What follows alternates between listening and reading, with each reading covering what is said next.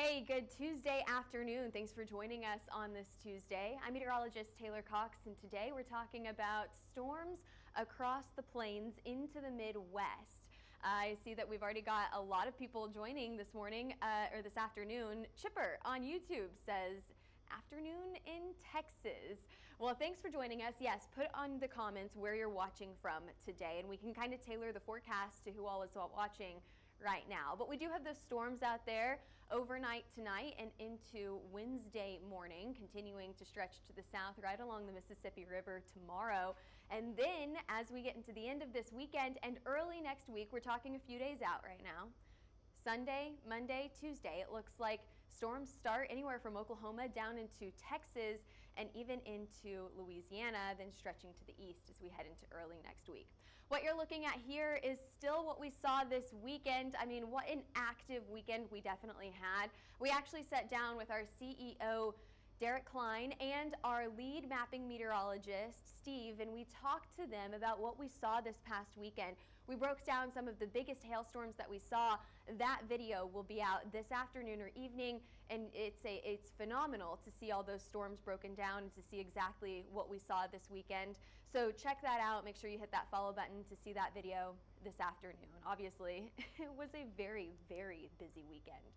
Alrighty, let's take a look at your temperatures for right now. We are a little bit above average for this time of the year, anywhere from the plains all the way out to the east. We do need that heat for storms today. We have the heat. We have a little bit of the moisture farther off to the east as well. But you can see that big change that's coming in tomorrow. You may have to pull out your jackets for some of us tomorrow in places like Denver and into Nebraska, even northern Kansas. It looks like temperatures are really going to be cooling down. We could even see some snow mixing into this area, while those warmer temperatures stretch to the east as we head into the end of the work week. We will slowly cool down out there as well. So we have a big front coming in, and of course that's going to bring in some of those storms as well. There's your front. We'll see that move to the east as we head into the late night hours tonight. That's when storms start to fire up.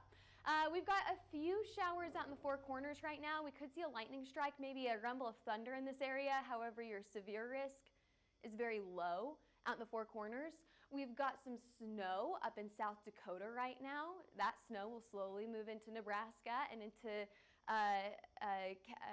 Kansas, the northern side of Kansas as we head into the late night hours tonight as well. But enjoy those nice temperatures right now while we have them. We're in the 70s in Kansas City. We've got some nice weather. Well, I'll say nice temperatures here in Oklahoma. Let me tell you, there is nothing worse than a gorgeous day that gets ruined by high wind. And that's what we see out there today. This high wind is causing a fire danger as well as just uncomfortableness. The second you walk out the door, it's dusty out there, it's windy. It could be a gorgeous day, but that wind is going to be blowing all day long. Okay, I'm off my soapbox there about the wind. The Oklahoma wind, we get it just so often, because we're based down in Oklahoma City. Moving on to the storms later on tonight. Here we are about midnight. That's when storms finally start to fire up anywhere from Omaha, just hugging to the east of Lincoln, and then down to the northern side of Kansas, and then stretching in to central Iowa. So again, late tonight, technically, that would be early tomorrow morning. That's whenever storms fire up. Let's see that one more time. Then we're going to take a wide view, and then we'll go back down to this very specific city-by-city view. Here we are early tomorrow morning. You may be waking up to these storms before your alarm clock. 4 a.m., you're starting to see those storms stretch into central and southern Iowa, with that snow falling shortly behind, as I mentioned, into Nebraska and into the northern side of Kansas as well. A little late season, I'll call it late season snowfall right here. Alrighty, this will continue to track to the east. I told you we're going to do a wide view first, and then we'll go down and talk city by city by city. Here's your risk for tomorrow. This is early tomorrow morning, all the way through the day on Wednesday. We'll watch for those storms anywhere from the eastern side of Illinois to the western side of Indiana, including Chicago in this hail risk here. Yes, the main risk that we're going to see from these storms is a hail risk. So that wind risk, it's on the board. The tornado risk is very low. It'll be the hail risk that we're going to be watching out for. So we zoomed back down into Iowa, the northern side of Missouri, and into Illinois. I think Illinois is one of those areas that we're going to really be watching for. Storms will continue to track to the east as we head into the early morning hours on Wednesday.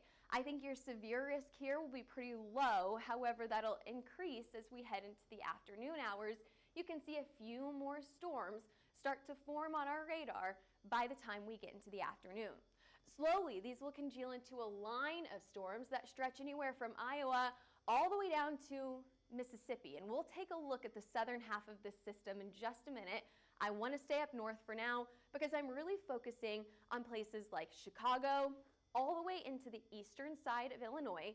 So right here, 5 to 7 o'clock on Wednesday evening, this will be the best chance to see some of those stronger storms with the best risk for hail.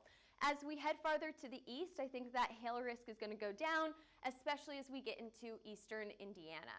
Now let's move down to the south, and I'll talk about storms that are happening to the south of Tennessee and into Mississippi here. So once again, we talked about those storms up to the north.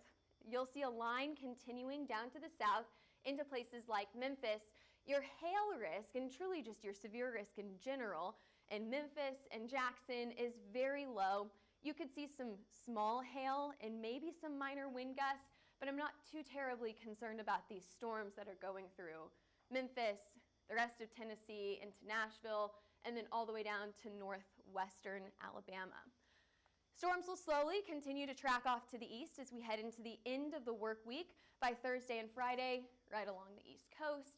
I'm not terribly worried about the severe risk along the East Coast either. This is really a Tuesday, Wednesday event. And even then, it's overnight Tuesday, early Wednesday. So let's break down the hazards here. As I mentioned earlier, just to the east of Lincoln into northern Kansas, not including Kansas City, Omaha, and Des Moines, Iowa. That is going to be your biggest risk for hail, larger hailstones, up to the size of a golf ball, up to the size of a ping pong ball is probably what we're looking at here. Pretty isolated, farther off to the east. So this will be early Wednesday morning. We're talking 2, 3, 4, 5 in the morning before your alarm clock goes off most likely. Your significant hail model here, you'll start to see that increase as we head into the late night hours.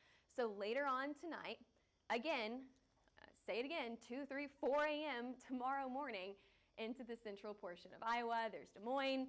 And then we see this stretch off to the east by the morning commute and even into Chicago. We'll take a look at that model one more time for Wednesday.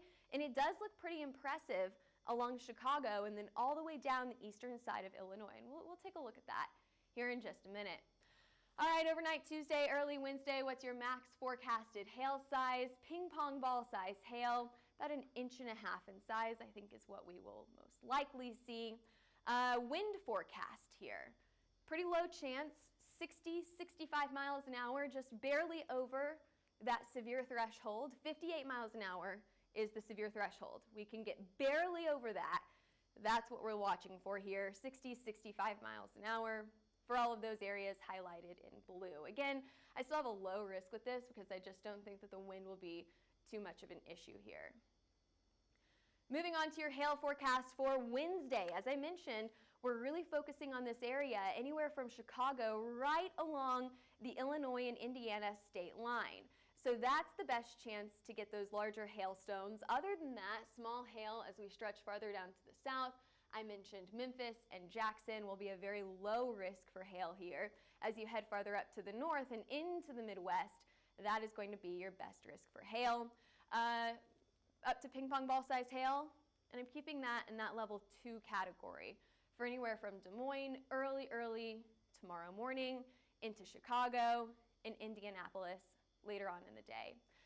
Very similar to Tuesday, your Wednesday your Wednesday wind risk, say that 5 times fast, is going to be on the lower side. Up to ping pong ball sized hail, also expected on Wednesday. Now again, that's the max hail size. The max hail size.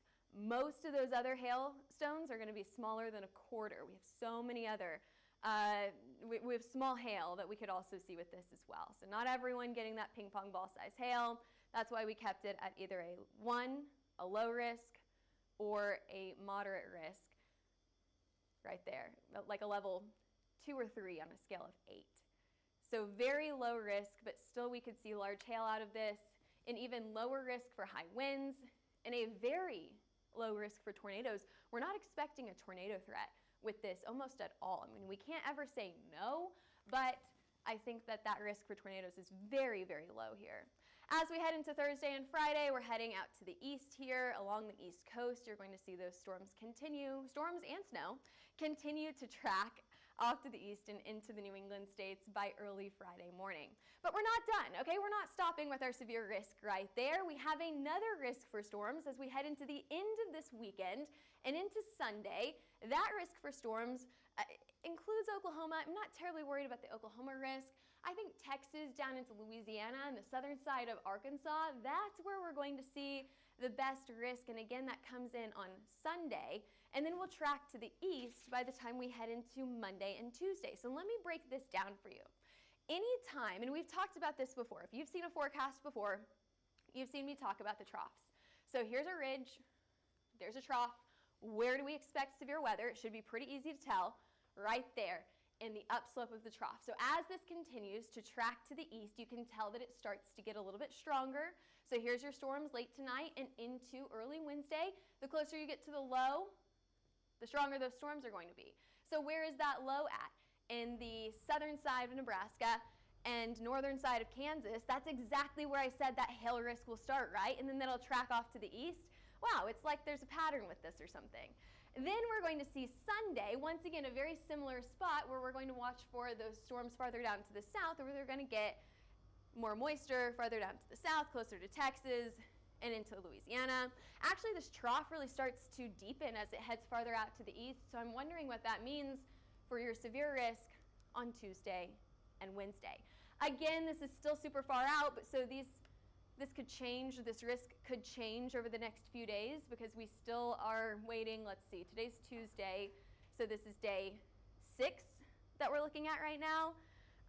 This could definitely change. We'll see updates on this as we get more information over the next few days, but we wanted to give you that first outlook at it, okay? We're telling you 6 days, if you watched our forecast yesterday, 7 days ahead of time before these storms hit.